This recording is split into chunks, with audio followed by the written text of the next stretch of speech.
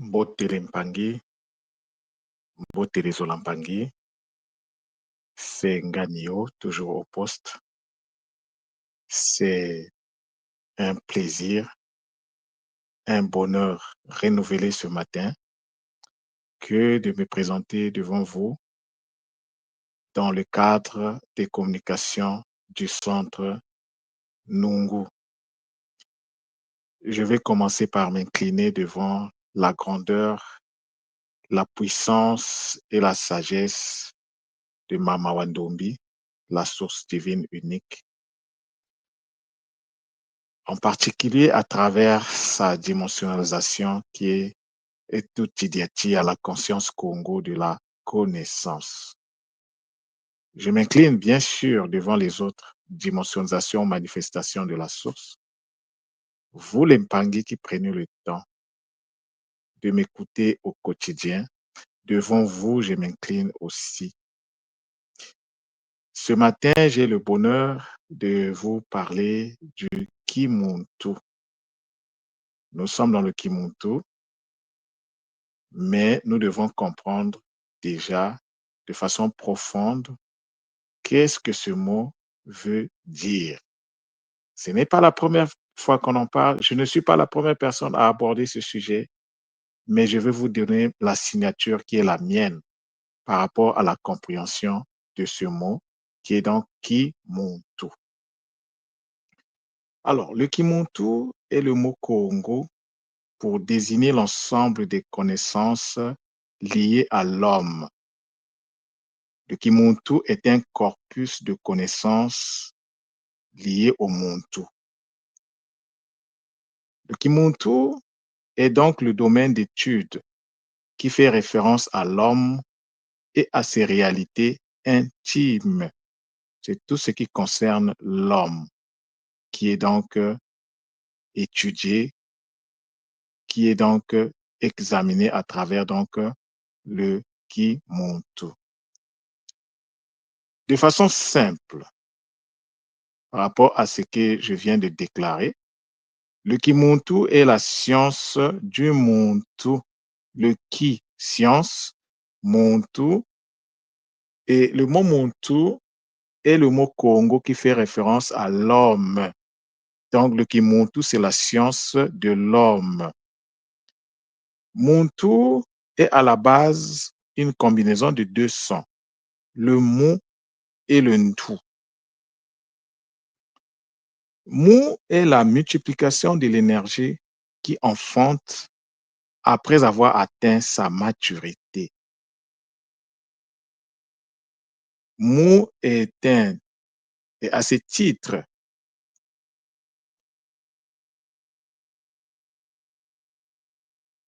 en réalité, Mu, c'est comme un titre en fait, reçu par Ma lorsque le Ma enfante un autre Ma. Et le Ma, c'est la multiplication de l'énergie de l'action. Lorsque le Ma enfante, parce qu'il a atteint la maturité et qu'il doit confirmer la maturité par l'enfantement, le Ma devient le Mu. C'est pour ça que j'ai parlé du titre. C'est comme un titre. Le son Mu est un symbole linguistique lié à l'incarnation. Lorsque vous entendez Mu, pensez incarnation.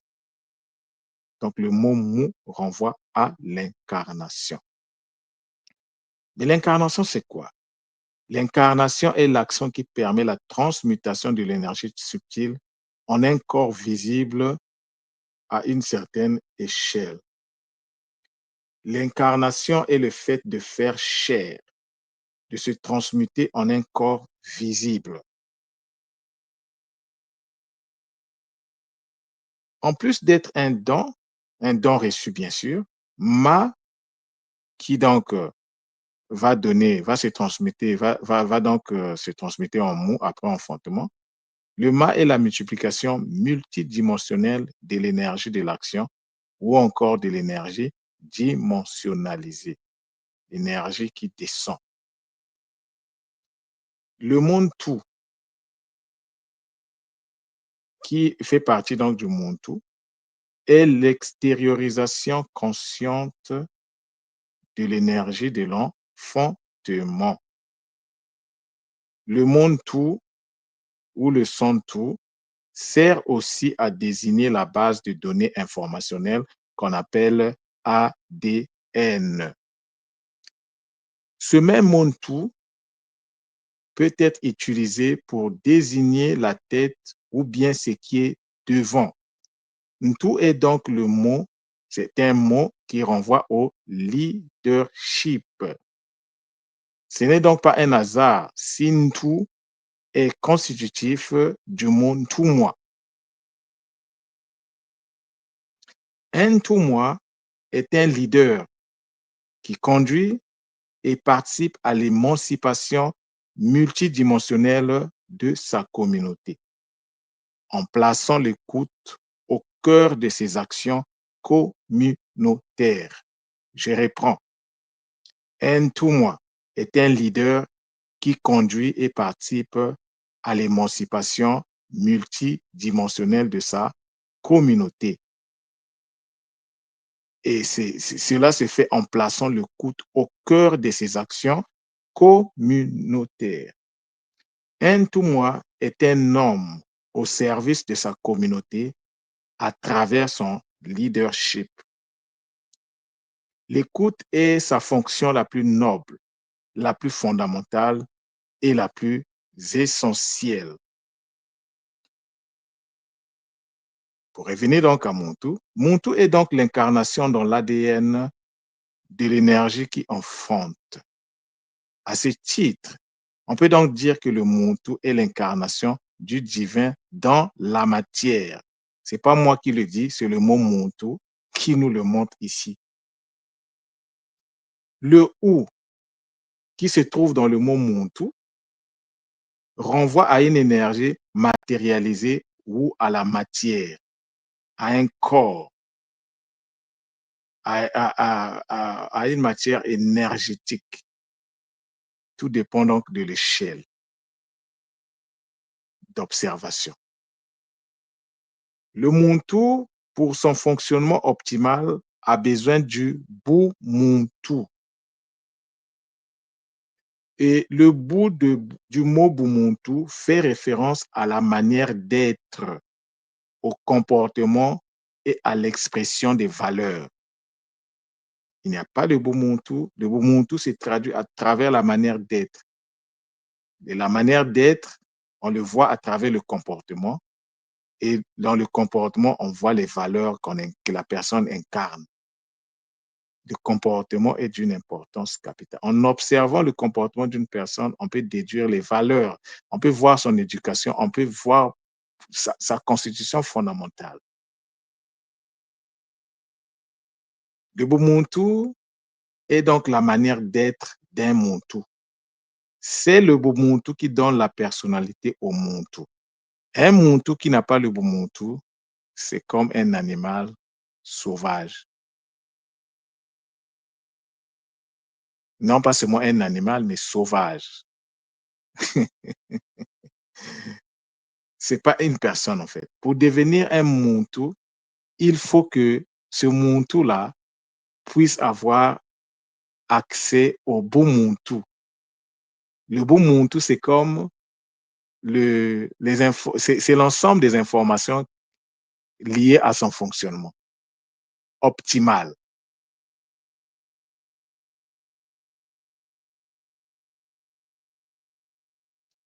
Bumuntu est donc la manière d'être d'un Muntu. C'est le Bumuntu qui fait que nous soyons des humains, des personnes dotées d'un mental, d'une logique, d'un raisonnement efficient et adéquat. Le bout de Bumuntu renvoie à une énergie compressée de l'enfantement. C'est l'énergie de l'enfantement compressée parce que le B est une matrice dont la fonction renvoie à la compression des énergies. Lorsqu'il y a compression des énergies et lorsque on lâche la compression, ça donne l'expansion. Donc, l'expansion et la compression sont comme les deux fonctions dont le B est capable de jouer. Lorsque nous voulons faire de l'espace, on fait la compression, la condensation. Mais lorsque nous libérons la force qui va donc permettre de faire la condensation, en ce moment-là, nous allons rentrer dans l'expansion. Le bout permet la compression de l'énergie, bien sûr, et comme je l'ai expliqué, et lorsqu'on lâche, l'énergie rentre dans, donc il va donc se répandre. C'est comme ça que les gaz fonctionnent. Le bout est le bas qui a enfanté un autre bas. C'est lui qui a prouvé à travers l'enfantement qu'il a atteint son point de maturité ou de maturation. Donc, le bout et le mot sont des titres. Ce sont des titres parce que le bout, c'est le bas qui enfante et le mot, c'est le mât qui enfante. Donc, on leur accorde ces appellations en fonction de ce qu'ils ont fait comme acte, qu'ils ont posé comme acte dans leur processus de maturation. Cependant, bout et mou sont des réalités qui ne sont ni conscientes ni équilibrées. Ce qui revient à dire qu'il y a un travail profond et multidimensionnel à faire avec elles, avec ces réalités-là. De ce qui précède, nous comprenons qu'il n'y a pas Ubuntu sans compréhension de l'énergie de l'enfantement. Et pour procéder à la compression des énergies, il faut travailler avec avec les sonorités appropriées. Mais avant de focaliser les sonorités appropriées, il faut d'abord construire ces sonorités. Avant même de faire la construction, la première chose, il faut commencer par l'activation cérébrale complète. Une fois que l'activation cérébrale complète est en place et que le léma a pris le contrôle du corps, en ce moment-là, on passe à la stabilité énergétique. On s'assure d'abord qu'on a accès à la stabilité énergétique. Et cette stabilité passe aussi par le colmatage, par le remplissage ou par la fermeture des fissures qui peuvent être présentes sur notre aura. Il faut éviter qu'il y ait des points, des lignes par lesquelles les entités extérieures peuvent pénétrer notre moi intérieur, notre réalité intérieure. Donc, on s'assure que tout est scellé en fait. On scelle d'abord son aura. Une fois que cela est fait et que l'on dispose de l'énergie nécessaire, on peut maintenant rentrer dans la construction énergétique des mots. Et la construction énergétique des mots se fait en utilisant la technique du N, du H et du R.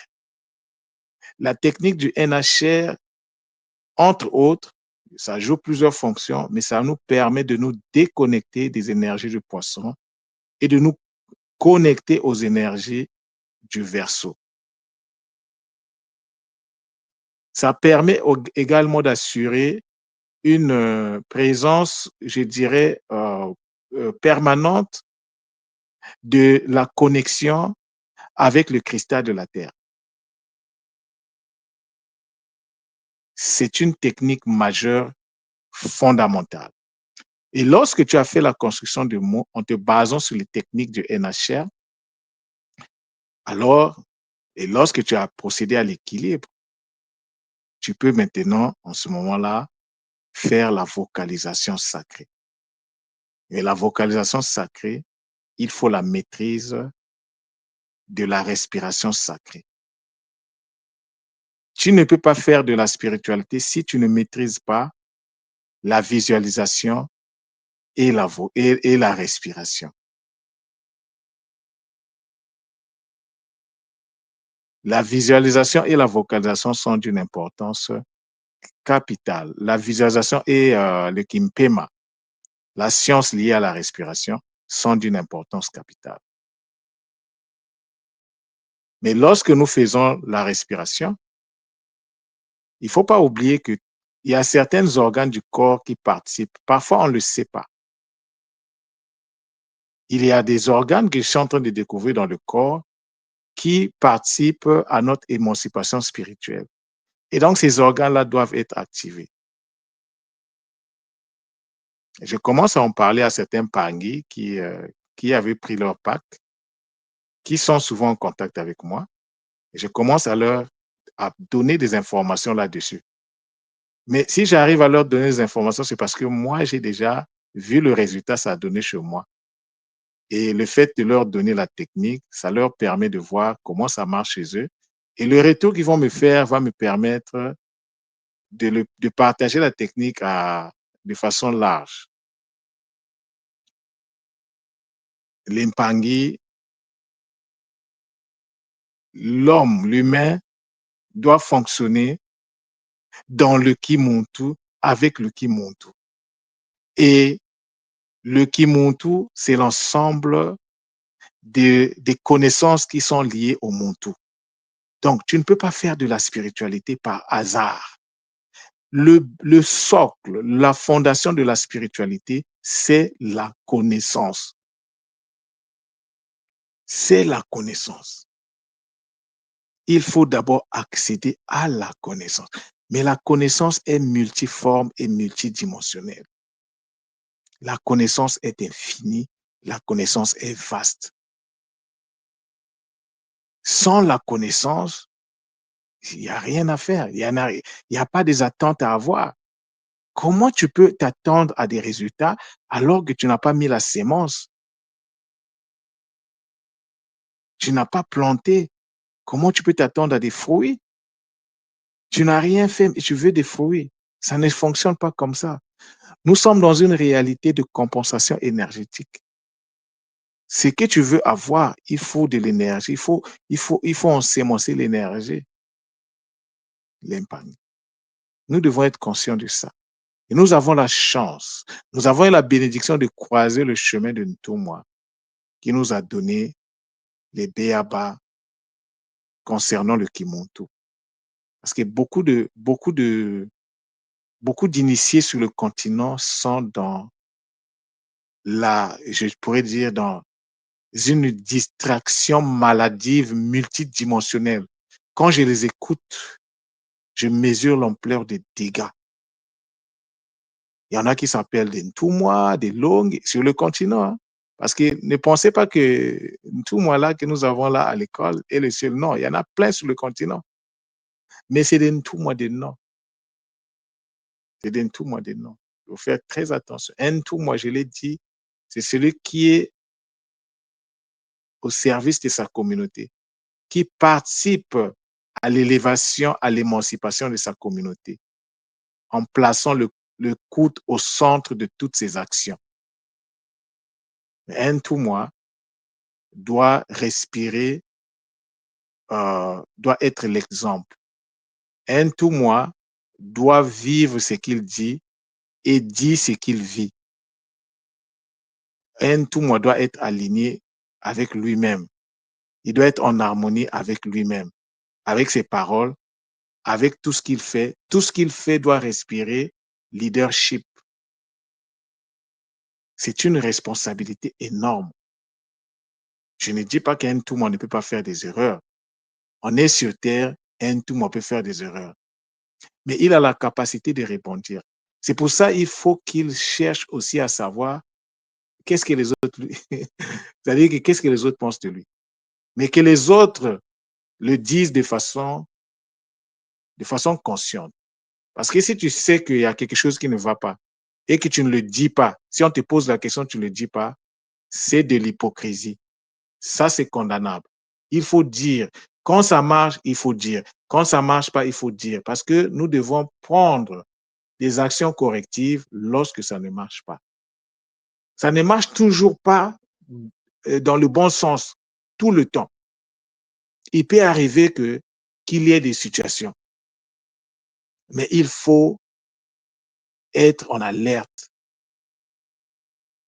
Et un tout moi doit savoir poser les bonnes questions à sa communauté. Surtout, qu'est-ce que vous me reprochez? Qu'est-ce qui ne va pas? Qu'est-ce que vous trouvez que je dois améliorer? C'est ça, être à l'écoute de sa communauté. Le leadership, ce n'est pas, ça ne consiste pas à dominer. C'est pas ça. C'est être au service. Et donc, pour être un leader, il faut être dans ce que j'appelle l'humilité multidimensionnelle. Le kukoka. Il faut du kukoka. Ça, c'est la vraie. Parce que quand tu t'humilies, c'est les bakulu qui t'élèvent. On ne force pas l'élévation. L'élévation, c'est naturel. C'est pour ça, moi, Nganio, si un Pangui estime que j'ai fait quelque chose qui n'est pas correct, tu as le droit de venir me parler, mais que cela se fasse dans le respect. Et oui, parce que si tu viens, si tu ne mets pas le respect devant et que tu te donnes des droits que tu n'as pas, Nganio peut te ramener à l'ordre. Qui que tu sois, je peux te ramener à l'ordre, mais ça va même te blesser à la fin. Et peut-être ça me ferait un peu mal. Donc, vous avez le droit de venir vers moi, de me dire, ah, Nganio, tu as dit quelque chose. Est-ce que tu ne penses pas que tu aurais pu dire ça d'une autre façon? Ça, j'apprécie beaucoup. Mais si tu viens avec un esprit peut-être, tu te crois supérieur, ah, je vais te remettre par terre. Hein. Oui, Ngannou est capable de faire ça. Dans le respect, je te rabaisse à ton niveau. Si le jour-là, tu as la malchance, je pense que tu risqueras même de ne plus adresser la parole à Ngannou. Mais c'est la faute à qui? C'est toi qui as commencé. Si tu vis avec respect, on te reçoit avec respect. Mais si tu ignores le respect, mais tu vas s'aimer ce que tu as récolté. C'est ça le leadership. Donc, il faut savoir demander aussi aux autres. Il faut faire l'autocritique. Oui. Moi, quand je fais les communications, je prends le temps de les écouter. Je les écoute et j'apprends encore lorsque je les réécoute. Je peux les réécouter 2 à 3 fois par jour parce que je dois voir là où se trouvent mes failles, mes faiblesses. Nous sommes dans l'ENSA, il n'y a pas de perfection ici. Mais on peut s'améliorer chaque jour un peu plus dans ce que nous faisons. C'est ça le leadership. Et le leadership, c'est tout le monde qui est leader en fait. C'est tout le monde qui est un tout moi par rapport à une certaine échelle. Nous sommes des chefs de famille. Nous avons des enfants. Nous travaillons dans des milieux professionnels. Il y en a qui ont des grandes responsabilités. Mais c'est tout ça là en fait. C'est pour ça que je disais que la spiritualité, c'est tout ce que nous faisons dans la vie en fait. Donc c'est très très important d'intégrer toutes ces réalités. Maintenant, on a la signification du monde tout moi, parce que ça n'avait jamais été expliqué. On sait maintenant qu'est-ce que ça veut dire un tout moi. Donc, on doit veiller autour d'un tout moi. Et ceux qui ont accès à un tout moi, quand il y a des choses qui ne vont pas, qui ne sont pas des choses acceptables, il faut lui dire la vérité. Tout moi ici, je pense que on a failli ici, il faut qu'on corrige. Parce que si vous ne dites pas la vérité à tout moi, qui est le leader, parce que vous avez accès à lui, vous voyez des choses, il y a des gens qui rapportent des choses, vous ne le dites pas, mais vous prenez ce qui ne devait même pas en fait vous revenir. Vous devenez coupable vis-à-vis des Bakoul.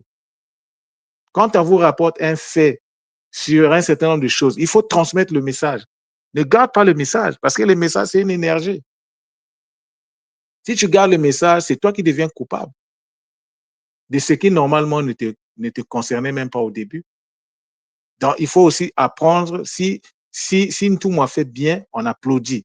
Si Ntoumou fait des choses qui ne sont pas des choses appréciables, on s'approche de Ntoumou avec respect et on le lui dit en face, dans tout le respect possible. Et en tant qu'un tout-moi, il doit intégrer la compréhension. Un tout-moi doit écouter les autres. Je ne dis pas de penser, non. Il faut chercher à comprendre qu'est-ce que l'autre veut dire. Il ne faut pas chercher à comprendre l'autre selon ta posture. Il faut chercher à comprendre dans ce qu'il me dit là, quel est le message fondamental? Qu'est-ce qu'il veut dire? C'est ça l'écoute. Parce que l'écoute, ce n'est pas seulement écouter. Écouter, c'est comprendre. Le wa, c'est comprendre. Et dans le monde, tout le monde, on a le wa à la fin. C'est pas pour rien que j'ai parlé de l'écoute et de la compréhension. Parce que comment tu peux diriger une communauté lorsque la compréhension mutuelle n'est pas installée? Ça ne marche pas. Ça ne va pas, ça ne va jamais marcher. Si les Bakoulou ont choisi le monde tout moi pour exprimer le leadership Congo, ce n'est pas pour rien. Il y a le Ntou qui est là, il y a le mot qui est là et il y a le wa qui est à la fin. C'est pas parce que je n'ai pas voulu, j'ai voulu faire mais ce texte-là, je vais pas parce que j'ai fait un texte, je ne vais pas le partager, mais je vais le réserver à ceux qui vont prendre qui vont s'abonner au podcast parce que je vais compléter les informations dedans. C'est un long texte en fait. Donc voilà ce que j'avais à vous donner comme information, Lempangé. Nous devons être vrais, nous devons être dans la vérité. Si tu dis oui à la place de non et non à la place de oui, c'est ce qu'on appelle l'hypocrisie, c'est du mensonge. Il ne faut jamais parler pour faire plaisir. Parce que si tu le fais, parce que ça veut dire que tu n'as pas de respect vis-à-vis de la personne. C'est juste la manière de dire qu'il faut savoir intégrer. Ah oui, tu m'as posé cette question, mais je pense oui, il y a des problèmes. Il y a des problèmes qui demandent qu'on puisse se pencher. Ah, c'est quoi quel est le problème? Il y a tel problème et tel problème. Ah, mais ça s'est passé comment? On cherche à comprendre la cause, l'origine, et on fixe le problème. C'est ça une communauté, une vraie communauté. Mais lorsque toi, tu dis oui à la place de non, non à la c'est du mensonge. Et là, c'est participer à la destruction de la communauté. C'est ce que le monde tout monde nous enseigne. Et ça fait longtemps que je ne l'ai peut-être pas rendu public, mais j'avais commencé à faire le décryptage depuis longtemps. J'ai compris les enjeux qui sont liés au leadership. Et comme j'ai dit, nous sommes tous des leaders. Les gens qui ont des centres, c'est des leaders aussi. Même si on ne les appelle pas des tout, c'est des leaders. Donc, il faut que tu sois exemplaire par rapport à la manière dont tu fais fonctionner ton centre. On ne met pas un centre en place pour peut-être espérer arrondir les fins du mois. Non. L'argent, c'est secondaire, en fait. Mais si tu mets l'argent devant, tu vas te casser les dents. Ça, je le dis en Mondo Vision. Tu as mis un centre en place, c'est pour aider l'épargne, c'est pour aider la communauté. L'échange énergétique, oui, il n'y a pas de souci. Mais ce n'est pas le fondamental. Le fondamental, c'est le bien-être du Mpangui qui se présente devant toi. Si le Mpangui qui est devant toi, il n'a pas l'argent, mais il est malade, est-ce que tu ne vas pas intervenir parce qu'il n'a pas l'argent pour payer? C'est quoi finalement les Zola? Les Zola, c'est faire aux autres sans s'attendre à quelque chose. Tu peux aussi payer de ta poche pour aider les Mpangui. Tout moi l'a fait. Peut-être nous aussi, on a eu à le faire ou on le fait quand l'occasion se présente. Il y a d'autres Mpangui des autres sens qui le font. Tu ne peux pas laisser ton Mpangui dans les problèmes parce qu'il n'a pas l'argent pour te payer pour un soin. Mais tu peux le considérer comme ton sadaka, de sadaka. Le 10%, tu ne l'as jamais payé. Tu ne l'as jamais reversé le 10% depuis que tu fais les soins dans la communauté. Mais ça peut être l'occasion de faire la compensation. Donc, voilà un peu ce que j'avais à vous dire ce matin. C'est toujours un plaisir, c'est un bonheur. Ben, ceux qui ont des questions, ben, je suis à la disposition de la communauté. Hein, de la communauté, je suis à la disposition du réseau Kimoto. Donc, qui que vous soyez, si vous voulez qu'on parle, mais si vous me contactez, vous pouvez me faire des remontrances, hein, mais il faut que ça se fasse juste dans le respect. Hein. Faites ça dans le respect. Euh, mais si vous le faites en prenant une posture qui n'est pas correcte, ben, non, ça ne sera pas acceptable. Mais si vous m'appelez parce que vous avez remarqué que ma communication n'est pas bonne, Je dis peut-être des mots qui ne sont pas. Vous pouvez toujours m'appeler, on va en discuter dans le respect. Ça, je donne la possibilité à tout le monde de le faire. Si vous ne le faites pas, ben, si vous remarquez que je fais des choses et que vous ne prenez pas le temps de me le dire, vous êtes coupable parce que vous ne m'aidez pas dans mon perfectionnement. Et il faut qu'on s'aide les uns les autres. Les choses évoluent lorsqu'on les corrige. C'est la correction des erreurs qui nous fait évoluer. On n'évolue pas par hasard. Les erreurs ne sont pas là par hasard. C'est lorsque les erreurs se présentent, lorsque les problèmes se présentent, lorsque tu apportes des solutions, que tu avances. L'avancement ne se fait toujours pas dans le positif. Il faut le négatif pour qu'on avance. C'est le négatif qui nous alimente. Ça, il faut qu'on soit conscient de ça. Donc, voilà l'Impangui, ce que j'avais à vous dire ce matin avec beaucoup de Zola. On est ensemble d'Impangui. Et donc, restons focus, restons liés, veillons sur notre réseau afin que de plus en plus nous devenions plus forts dans, dans le Zola. Et donc, que Mama Ndombi continue à nous déverser ses grâces. Matondo, Matondo, Matondo. Zola, Zola, Zola.